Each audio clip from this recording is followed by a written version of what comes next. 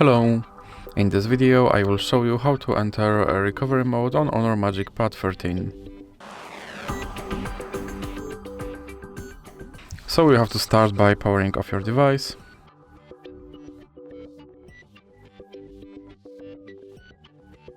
And now when your device is completely powered off, you have to press power button and volume up button at the same time and hold it.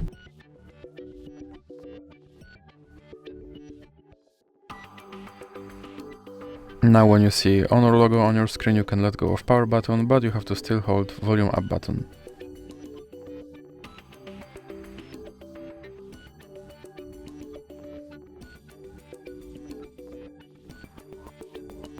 And as you can see, I'm now in recovery mode, and here you have to navigate using volume buttons and select using power button.